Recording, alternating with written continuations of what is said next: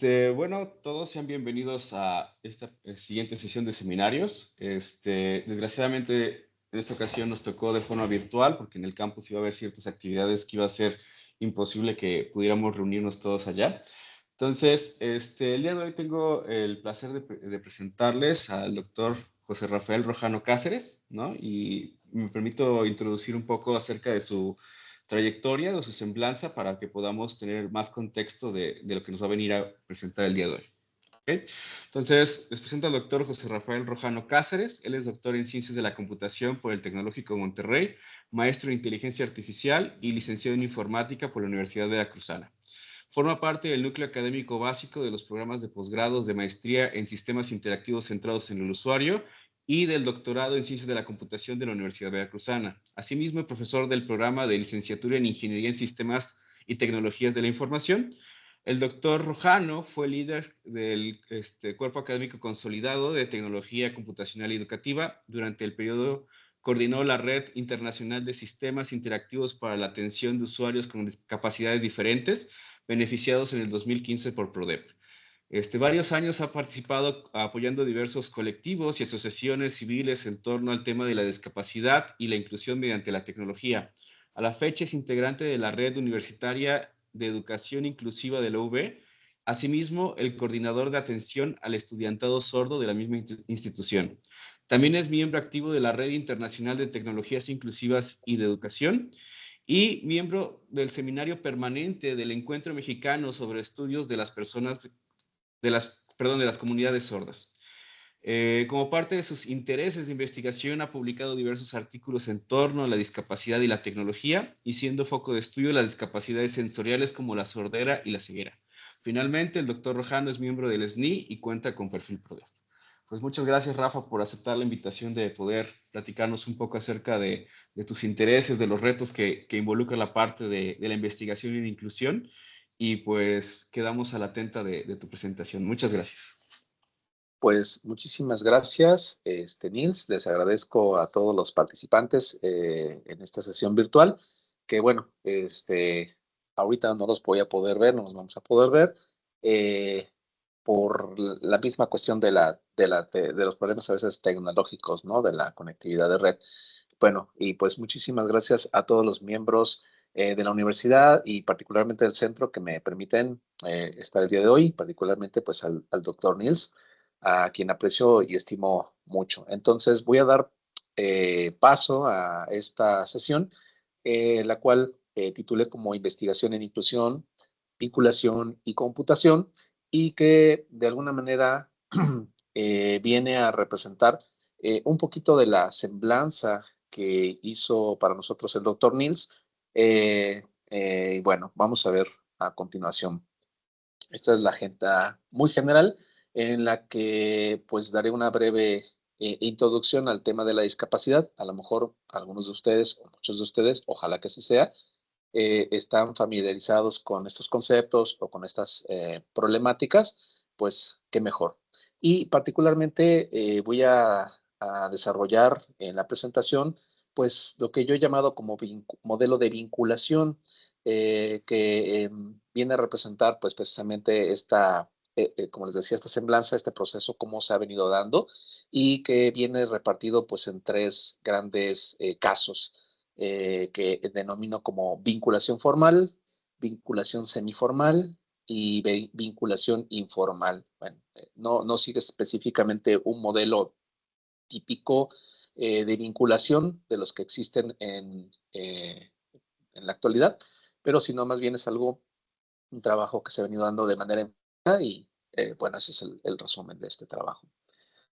Eh, un poco hablando sobre el tema de la discapacidad, pues seguramente en más de una presentación, muchos de ustedes habrán observado, conocerán estas cifras, dado que son las cifras oficiales, ¿no?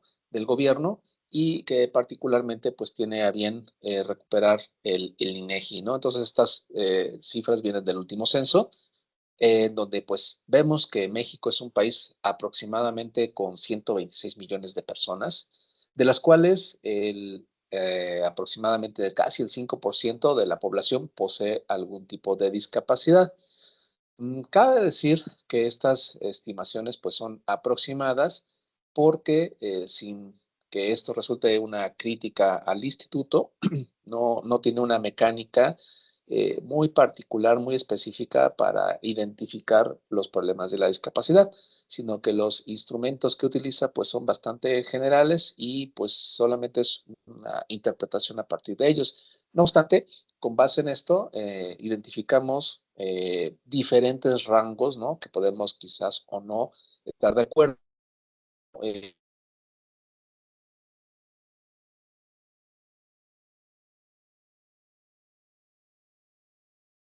Se congeló su imagen. Sí, se cortó. Yo creo que vamos a esperar un rato a ver si regresa la conexión y a ver qué. Ahí creo que se está preestableciendo. Igual, Hola, hola. sí, listo, ya se escucha, Rafa. Ok, cerré mi cámara porque a lo mejor Teams consume un poquito de ancho de banda. Por aquí tengo abierta una ventana, no me había dado cuenta que había habido una pérdida. Perdón, va. De todas maneras cierro la ventana para minimizar un poquito el ancho. Ok. Sí, les comentaba que, bueno, tenemos aproximadamente 126 millones de personas, 5% de la población con algún tipo de discapacidad y con base a un grupo de términos, ¿no? Podríamos identificar como discapacidades como la motriz, la visual, la auditiva y algunas otras que pudieran ser del índole intelectual u otras problemáticas. Como les comentaba, sin ser esto una crítica al instituto, no tenemos una mecánica, más bien, no tenemos una metodología muy apropiada para hacer la identificación de la discapacidad. Entonces, las cifras no.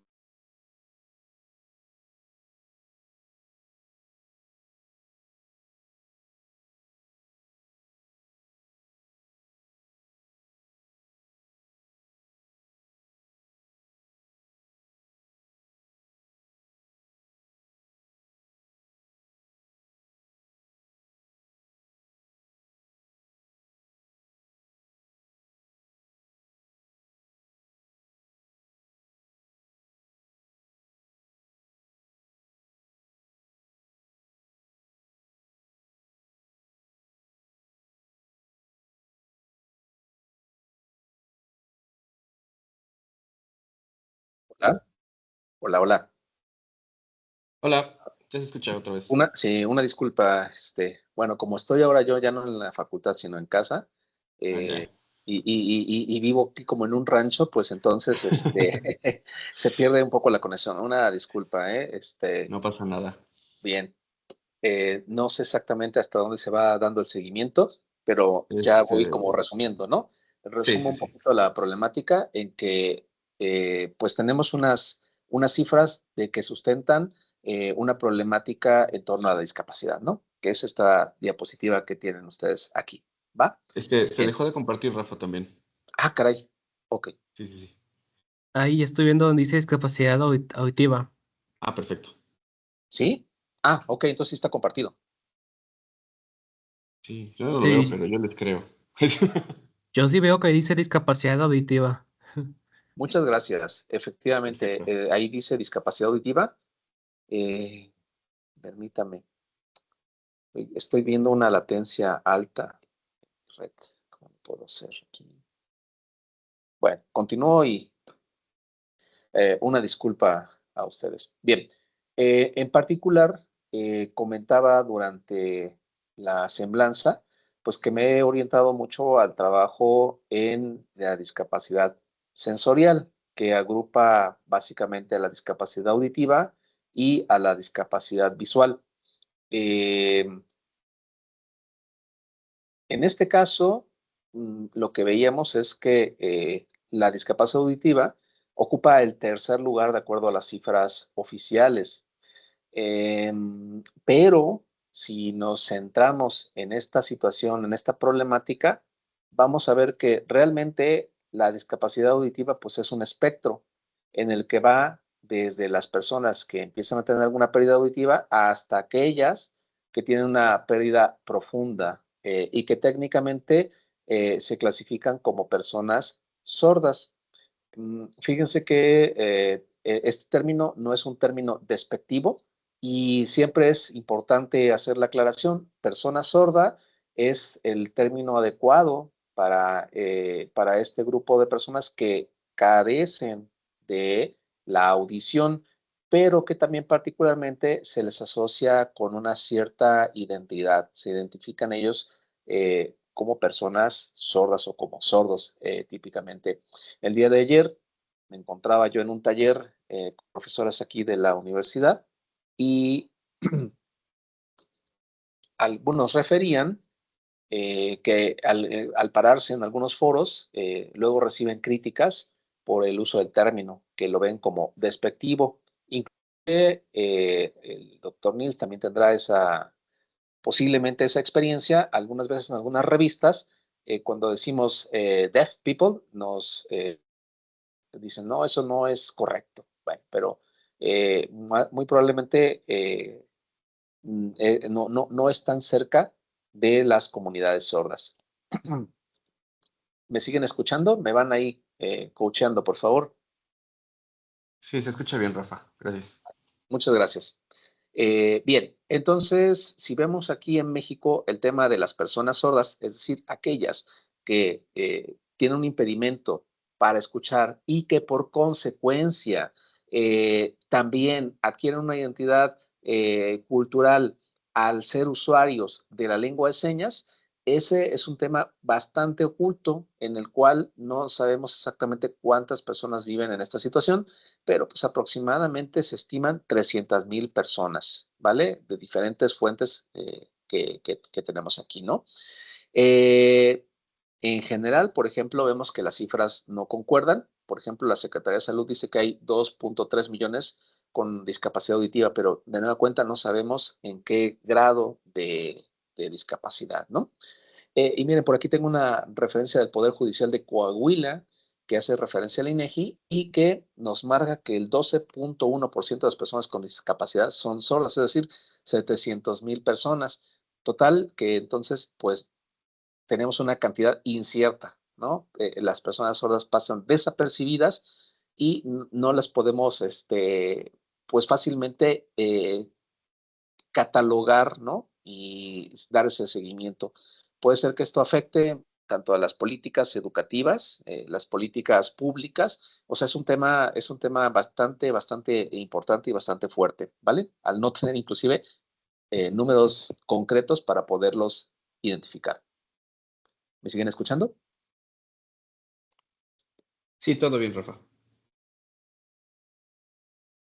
¿Me siguen escuchando? Sí, Sí, lo hola. escucho. Sí. No sé si nos escuchas, pero todo bien. ¿Me escuchan? Escuché algo, pero no sé si fue un sí o un no. Sí, escucho. Muchas gracias. Muchas gracias. Les voy a estar preguntando, porque tengo aquí un ping abierto y veo que se corta. Entonces, cuando se corta, pues pregunto. Va. Muy bien. Les comentaba entonces que las personas sordas, particularmente en las cuales yo he enfocado el proceso de mi investigación, tienen que ser aquellas personas que debido a su discapacidad, a la condición médica conocida como discapacidad auditiva, se tornan en usuarios de una lengua denominada lengua de señas mexicana.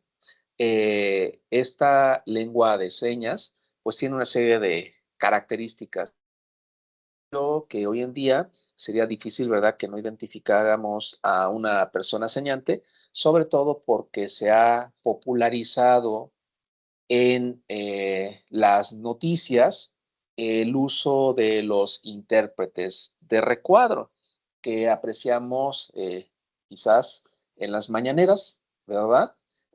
O en las conferencias de prensa que da la actual presidenta. Bueno, vemos ahí en un cuadro bien pequeñito, aparece una persona moviéndose, ¿no? Haciendo, pareciera malabares, pero no, lo que está haciendo es lengua de señas. ¿Me siguen escuchando? Sí, todo bien. Gracias. Bien, la lengua de señas pues tiene muchas características que ahorita no vamos a entrar. Simple y sencillamente pues mencionar, que es uso de las manos, del cuerpo, de los gestos, y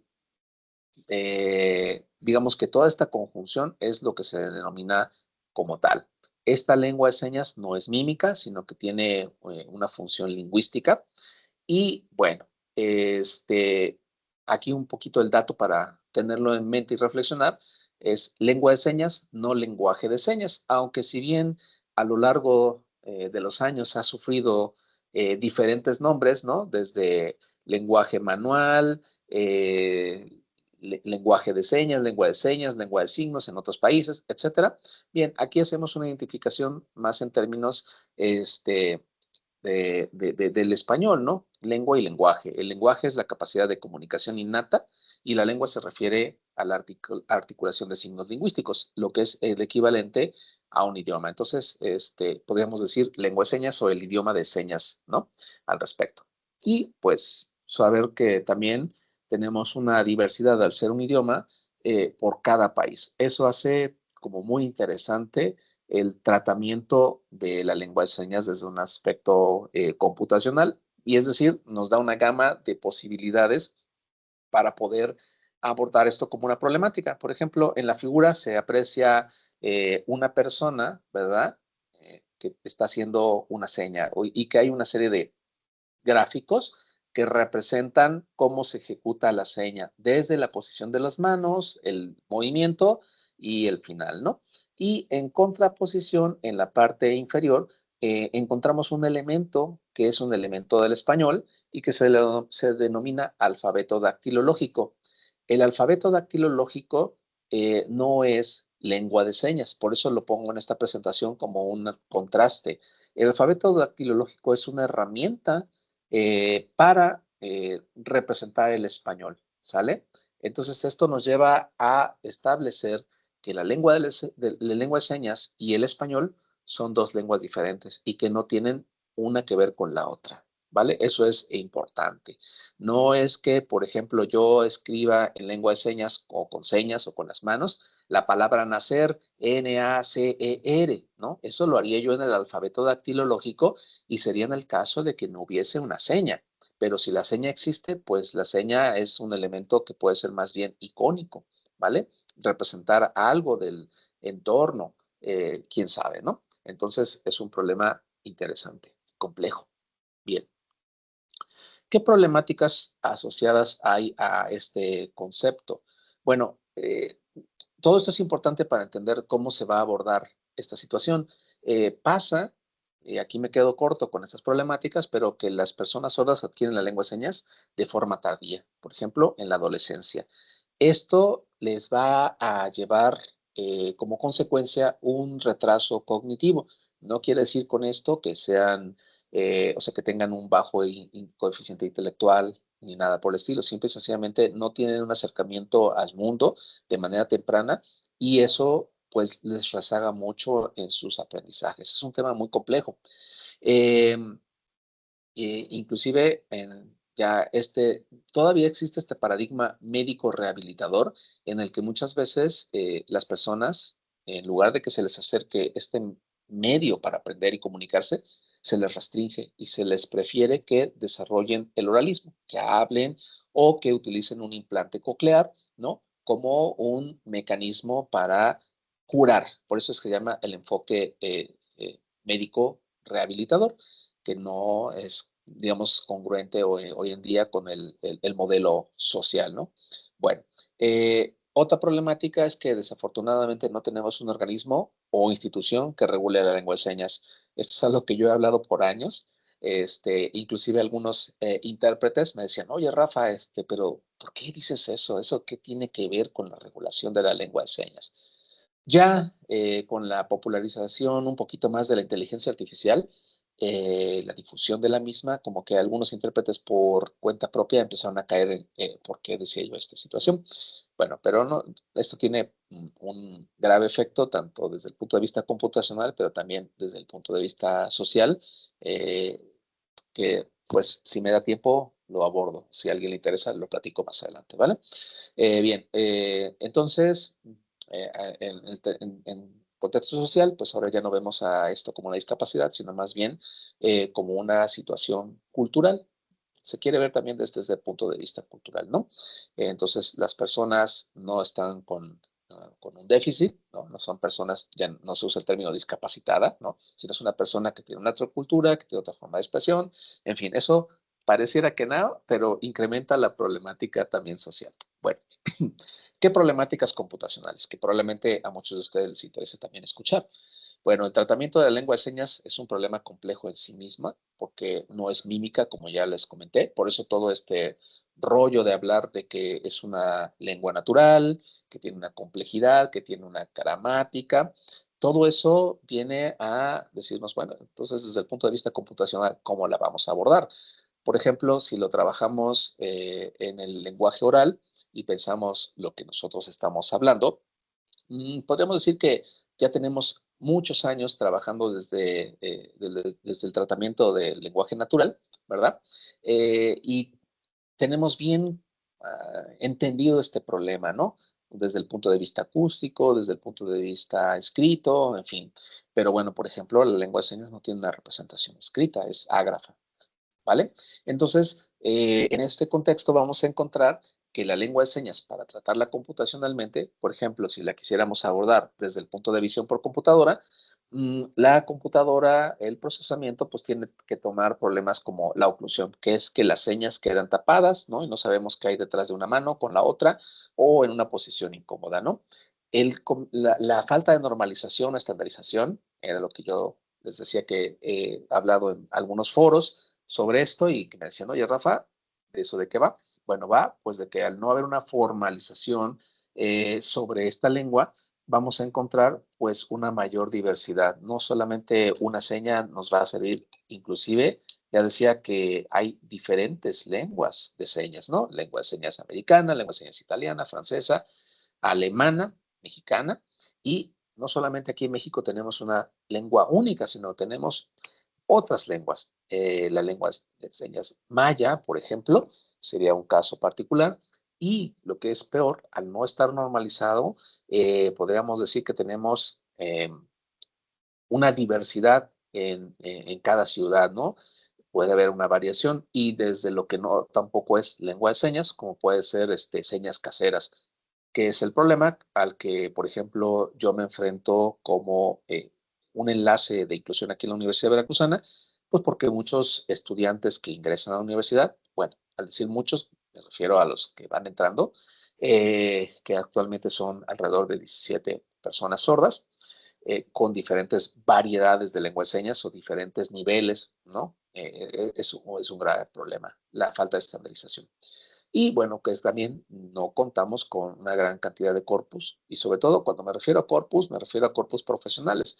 Si bien tenemos cosas que están en las redes sociales o en el caso, como les decía, de las mañaneras, pues formalmente, digamos, no está trabajado como tal, ¿no? Habría que hacer el trabajo computacional para de ello generar un corpus, como aquí mi colega el doctor Nils ya también ha ido haciendo trabajo al respecto. Bien, entonces un poco de lo que les comentaba, como eso es como el antecedente, ¿no? El preludio. Bien, ¿qué hemos estado haciendo por acá en la Universidad Veracruzana? Bien, yo defino un modelo de vinculación, espero que se lea ahí más o menos, si no lo voy a tratar de leer yo. Este modelo de vinculación, lo que yo tengo es primero la definición de la temática del estudio. Discúlpame, le cambié aquí para mover el cursor, que es el cuadro superior. En el proceso de vinculación y particularmente en estas temáticas, no creo yo que sea posible, bueno, no es que no sea posible, pero voy a hablar entre lo que sería, eh, digamos, socialmente pertinente y quizás otro contexto, ¿sale? O sea, podemos llevar a cabo nuestras investigaciones sin tener una vinculación social, pero bueno, no me dejarán mentir aquí todos los colegas investigadores que actualmente también es algo que se pide como parte de las políticas públicas, ¿no? Las políticas de investigación. Entonces, no solamente ahí investigamos en nuestra oficina, sino que nos vinculamos, trabajamos con la sociedad en general. y sobre todo en un centro como el que ustedes se encuentran, pues seguramente encontrarán muchos de estos problemas. Bien, entonces buscamos a las personas interesadas en mi propuesta, en mi modelo empírico, para poder llevar a cabo el desarrollo de una problemática previamente identificada. En este caso, podríamos llegar a un acuerdo. Oye, ¿cómo vamos a trabajar? ¿De manera formal o de manera informal? Por ejemplo, si nosotros encontramos que se puede trabajar de manera informal, entonces nosotros podemos llevar a cabo estudios exploratorios, ¿no? Pues como para ver la pertinencia, el alcance que va a tener todo esto, y más adelante ver si hay la posibilidad de formalización. La formalización lo veríamos como también como una necesidad, muy probablemente, que particularmente tiene fines institucionales, desde mi punto de vista, ¿no? Que ya sea que queremos registrar la investigación para la universidad o queremos la consecución de fondos, pues todo eso ya va a requerir un poquito de una formalización, ¿vale? Si se puede formalizar, entonces vamos a entrar a esta parte, que ahorita me voy a seguir para allá, pero voy a terminar esta parte del diagrama. Si no, habría que ver en mi experiencia si existe interés en continuar, porque a lo mejor empezamos este proceso de vinculación informal y decidimos que pues no hay más interés porque no va a haber financiación, no hay beneficios tangibles académicos, entonces pues ya está, tenemos que terminar y buscar a nuevos interesados. Si hay disposición, como generalmente fortuitamente he encontrado en la parte de la investigación, colaborar por colaborar, ¿verdad? Entonces, particularmente podemos ver si hay algún proceso interno en las universidades para llevar a cabo el registro, ¿no? En el caso, por ejemplo, de la Universidad Veracruzana, tenemos un pequeño sistema que nos da seguimiento a las vinculaciones, ¿vale? Si no, pues habría que ver por acuerdo qué nos conviene por partes hacerlo, ¿no? Y ya, definir los alcanzables y llegar hasta el producto meta. El proceso que viene ahora por el otro lado es si hay un trabajo que se va a formalizar. Generalmente es este ciclo que tengo yo acá identificado, donde el proceso formal, pues tiene como consecuencia, espero que no, pero casi que sin conocer más de los procesos universitarios, es casi un tema de política, ¿no? En donde tenemos que ver cuáles son los requisitos, hay que esperar los tiempos institucionales para que eso se dé. Y si, por ejemplo, necesitamos las firmas de las rectoras o los rectores o de una alta autoridad, pues eso incrementa los procesos, ¿no? A veces, dependiendo de las convocatorias a las que queramos recurrir, pues eso es como crítico, ¿no? Y una vez que ese proceso crítico ha finalizado, pues ya podemos definir los alcanzables y finalmente concluir con productos y entregables, ¿no? Eso es lo que la experiencia a mí me ha mostrado con respecto a los procesos de vinculación. Y yo identifiqué como 3 casos, ¿no? El formal, que es como quizás, no puedo decir si idóneo o no, pero es el que, digamos, lleva como un proceso más burocrático y que puede tener como mayores beneficios generalmente al hacerlo del índole, digamos, económico propiamente dicho. Y pues por el otro lado es el proceso exploratorio, ¿no? En el cual yo veo qué puedo hacer, hasta dónde puedo llegar y tal. Y por consecuencia, pues ustedes entenderán que al ser un proceso, por ejemplo, formal, pues aquí hay metas que se deben de cumplir sí o sí, mientras que a lo mejor en el informal depende ya como diría yo, de la voluntad, al menos es lo que yo he visto en mi experiencia, el poder hacer más cosas o menos, ¿no? O sea, o los tiempos se pueden alargar mucho más porque pues no tenemos un punto fijo de entrega, ¿no? O sea, pues ahí vamos a estar colaborando 2, 3 años a ver hasta cuándo nos cansamos o logramos cosas, etcétera. Por eso es como informal, al menos. Muy bien. Entonces, aquí solamente pongo algunos trabajos en lo general. Aquí están las caras de los participantes de algunos, de que ha habido en estos procesos de investigación o de vinculación, pues trabajos de licenciatura, maestría y doctorado. Bueno, no los voy a nombrar, hay muchos allí, entonces continúo un poquito adelante. Bien, el primer caso es el de la vinculación que denomino como formal. En este caso, sí les voy a detallar algunos de los resultados que se obtuvieron. Básicamente ese es un poco el ejercicio de esta presentación. Por ejemplo, como se comentaba, desde años atrás se dio una red internacional en la cual pues establecieron metas y objetivos.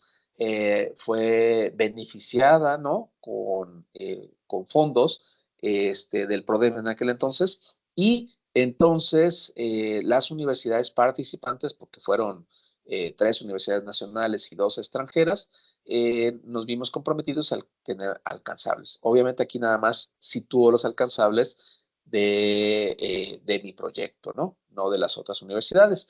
En particular, pues como estaba orientada a los temas de discapacidad, que a lo mejor no se alcanzó a tomar énfasis en ello, en aquel entonces quedó como una red para usuarios con capacidades diferentes, porque justamente nos enfrentábamos ante el problema de, personas con discapacidad.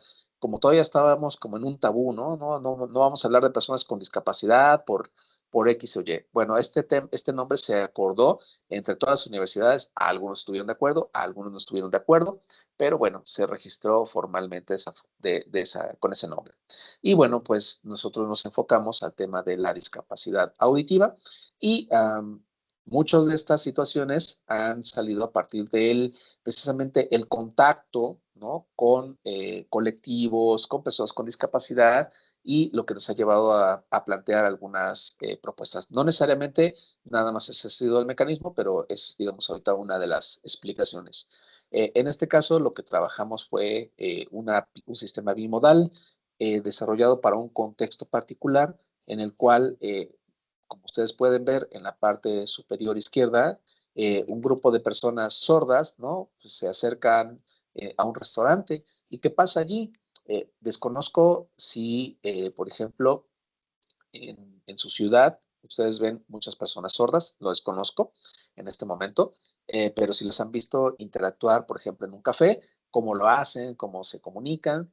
Bueno, yo sí tuve la experiencia hace muchísimos años de reunirme con un grupo de personas sordas y pues me pareció como un choque tan crítico, ¿no? Cuando el mesero llegó a pedir que queríamos tomar, pues como veía que, no sé, estaba yo hablando por teléfono o alguna cosa, y quería que yo hiciera la interpretación de todo, ¿no? Pero pues en aquel entonces yo ni siquiera podía comunicarme con las personas sordas en lo más mínimo. Entonces, pues no, yo no le podía decir, no, pues quieren esto, quieren aquello, ¿verdad? Entonces se ideó, se planteó el tener un sistema de una aplicación móvil a través de la cual la persona pudiera entender lo que estaba en un menú, seleccionarlo, ¿no? Y mediante el audio poderle decir a la persona, al mesero, audio o texto, que era, por eso era bimodal, la petición, ¿vale? Bueno, cabe decir, aquí he omitido parte de la explicación, sino más mostrando un poco el resultado, que todos estos procesos se siguieron también con base en una metodología de desarrollo centrada en el usuario. Es decir, los participantes, todos los interesados, si lo viéramos desde la ingeniería de software, todos los stakeholders, ¿no? Se acercaron y colaboraron en este proceso. Aquí tuvimos un gran apoyo de la comunidad sorda para poder hacer grabaciones de video con los términos que nosotros teníamos. Esto cabe mencionar que se logró porque había acuerdos formales para poder llevar a cabo este proceso. Bien, posteriormente se desarrolló otro trabajo que está más bien orientado a personas oyentes.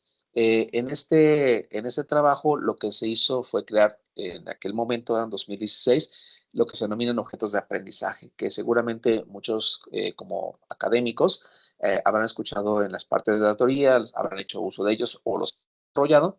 Se crearon objetos de aprendizaje para que las personas oyentes pudieran aprender y conocer acerca de la lengua de señas. Entonces, por ejemplo, pues ahí hay 2 capturas de pantalla, ¿no? En donde hay información textual, porque es para personas oyentes, donde hay gráficos acerca de cómo se ejecuta la seña, hay videos acerca de la seña y un complemento del español que sería la dactilología, que son las configuraciones de manos que se ven en el número 3 o en la sopa de letras que aparece del lado derecho, pero insisto, es español, no es lengua de señas, ¿vale? Pero de todas maneras sirve para que la persona oyente pueda entender, comunicarse o tener un mecanismo de comunicación con una persona sorda. Bueno, entonces ahí se estableció una metodología que consistió pues en definir esos escenarios, trasladar todo a lengua de señas, la grabación de los episodios, la creación en particular de los objetos de aprendizaje. Eso es otra metodología aparte, de la cual ahorita no tiene el caso. Y particularmente, si ustedes observan, aquí ponemos la aprobación por parte de la comunidad sorda. Siempre, siempre, siempre en todos los procesos de investigación hemos tratado de que todas las investigaciones no solamente queden hechas como en la parte aquí de nuestra computadora, de nuestro escritorio, ¿no? Que sea como que, pues, ahora sí, ¿no? Es una política que alguien pensó, creó ahí en su escritorio y la aplica para toda la población sin tener en cuenta la realidad. Entonces siempre hemos tratado de que nosotros nos acerquemos a la comunidad y que veamos si están de acuerdo en estos procesos o no. Y finalmente liberarlo. Bien, otro de los...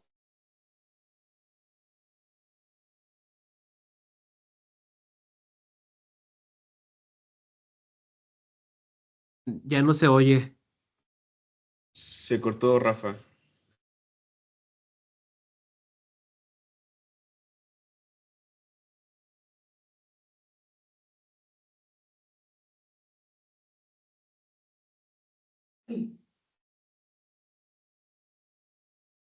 Vamos a esperar un momento a ver si regresa el internet.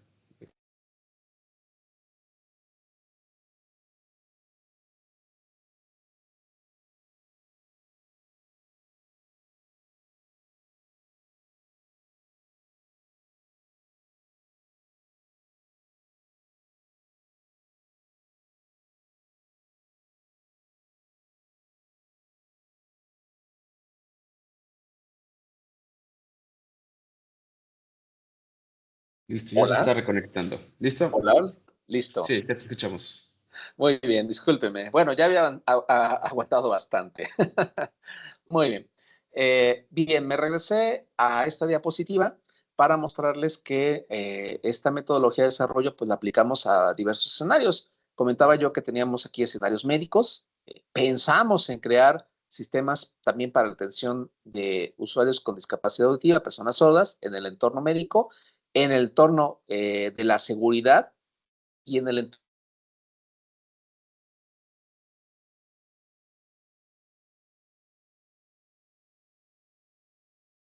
No Y se se volvió a oye ir. la voz.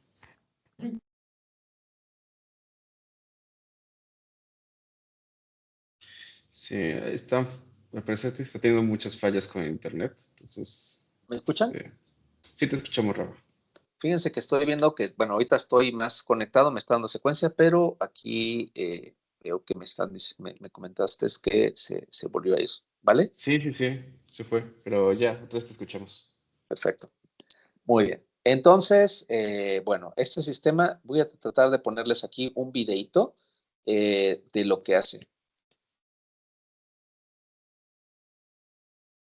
Ahí me dirán ustedes, si se alcanza a ver, seguramente ahí va lento.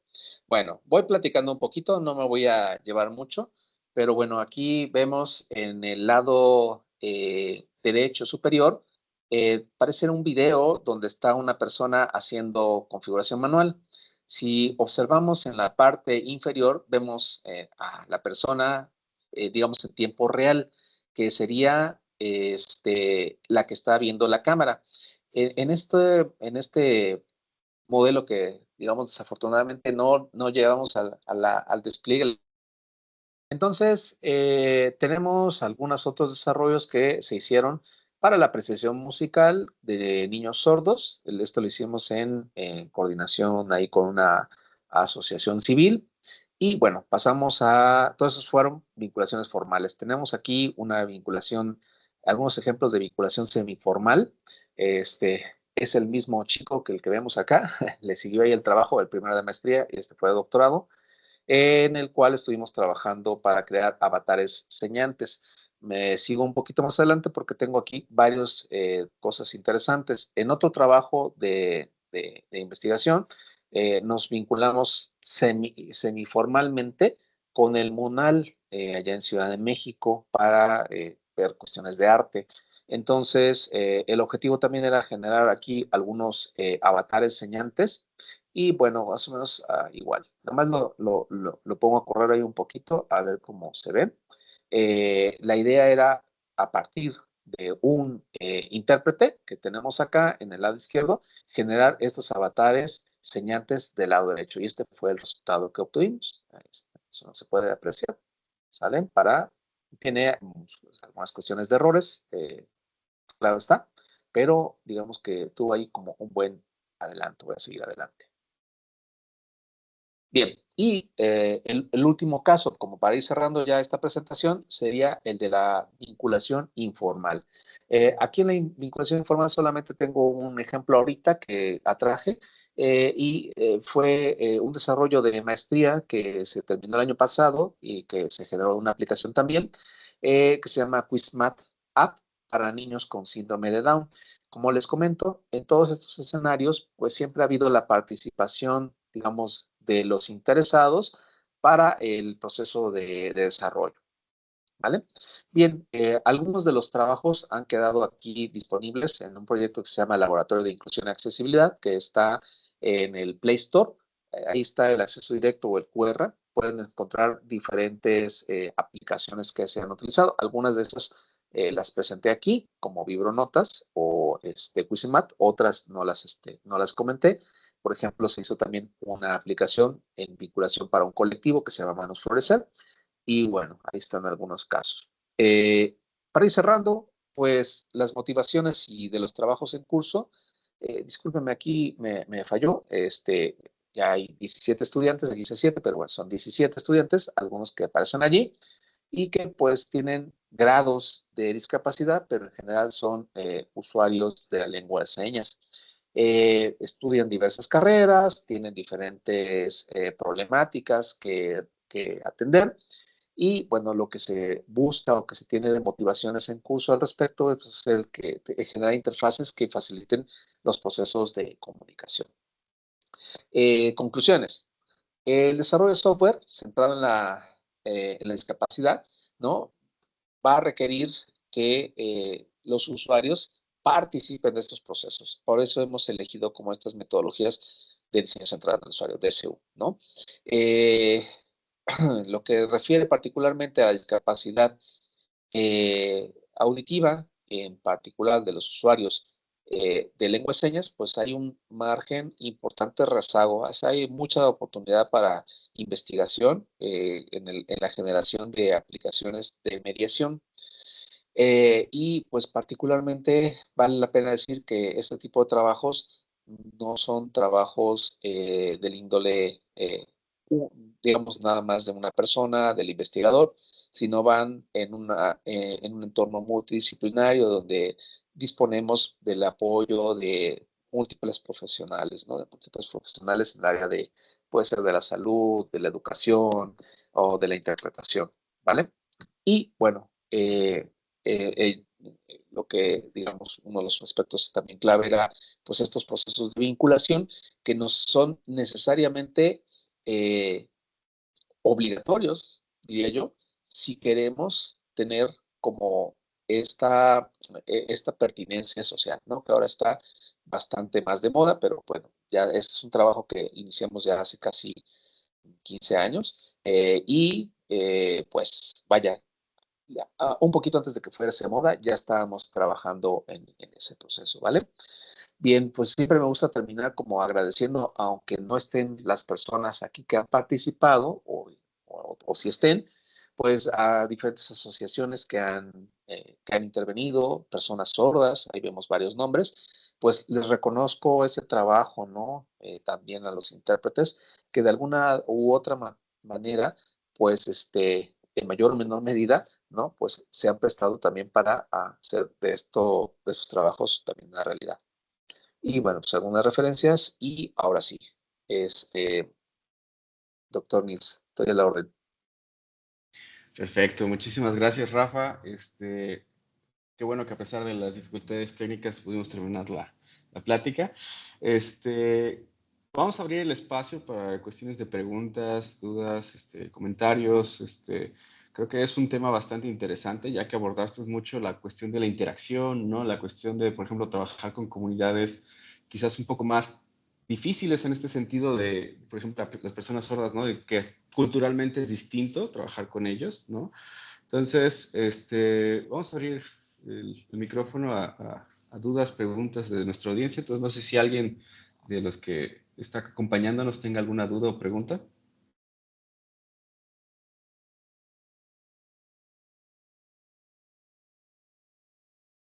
Entonces, Angie está levantando la mano. Angie, adelante.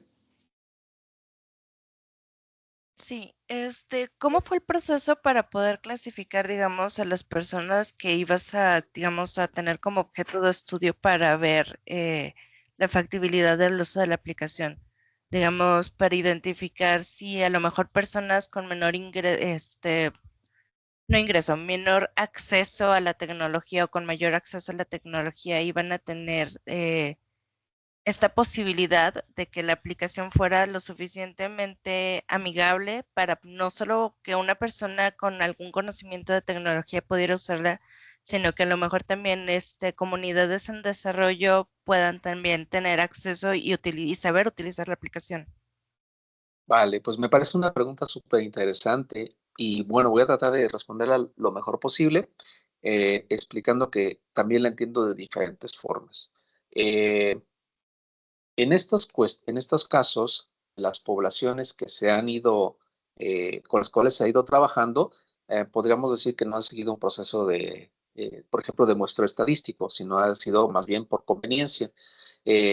No es fácil tener, eso es también importante hacer mención, no es fácil decir, aquí está una población de lo que decíamos, ¿no? 100 personas sordas, ¿no? Y con ellas vamos a estar trabajando, sino que ha sido a través de este proceso de vinculación a través del cual vamos relacionándonos, vamos compartiéndolo con la comunidad.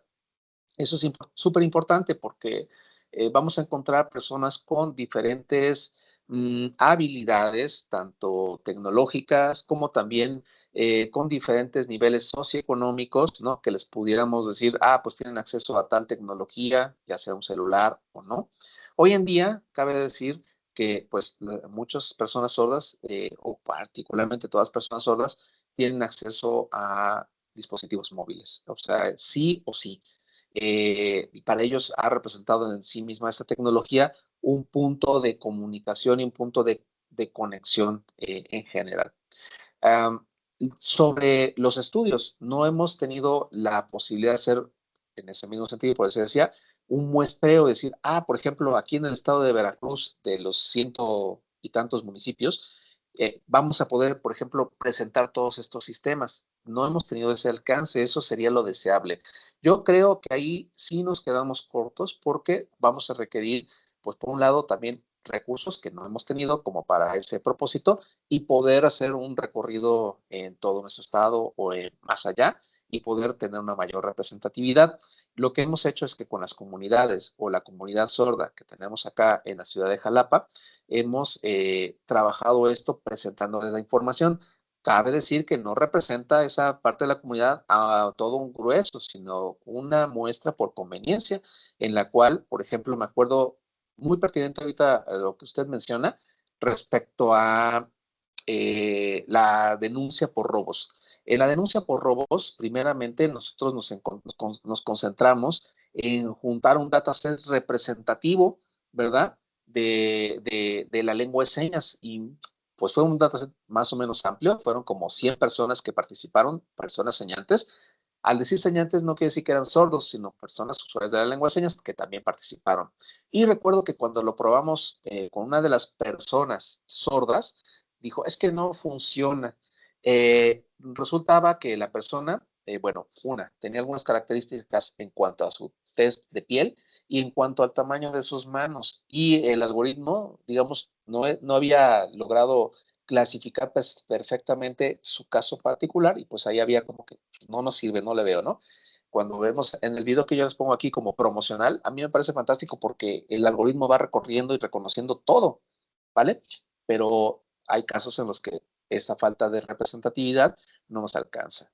En general, lo que tratamos es que con esta metodología de desarrollo centrado en el usuario, tener que la participación, o sea, que durante el proceso de desarrollo, pues considerar que la aplicación está atendiendo a las necesidades de estos usuarios, pero no tenemos una escala mayor como para decir, sí, lo aplicaríamos a nivel nacional, etcétera. Por eso digo, voy a contestar de manera parcial conforme a lo que tenemos. ¿De acuerdo? Muchas gracias. Al contrario, usted. Perfecto. ¿Alguien más quisiera hacer alguna pregunta? Previo a Santiago Flores, adelante. Es más una duda acerca de cómo han manejado el tema de los datos, puesto que mencionaste que han tenido, pues, afortunadamente, mencionaste en la anterior pregunta, 100 personas que, pues, podían manejar este lenguaje de señas. ¿Cómo se maneja esta información o cómo la trataron de recopilar para poder aplicarla o darle uso en los aplicativos?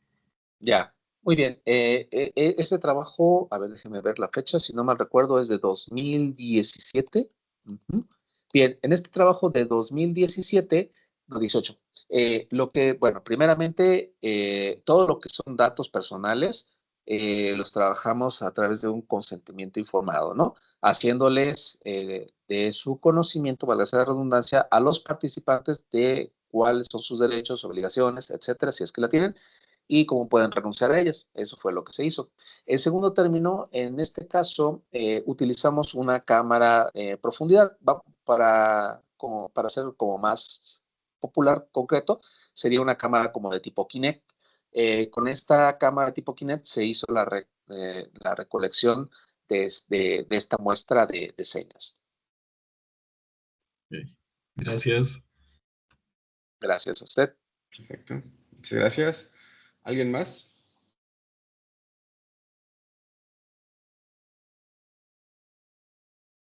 Bueno, Pues bueno, ajá, adelante. yo no tengo preguntas, pero pues solo pues para hacer hincapié en que, o sea, considerando la misma complejidad que lleva el mismo estudio del lenguaje, o sea, suena interesante esta fusión de la tecnología y la lingüística.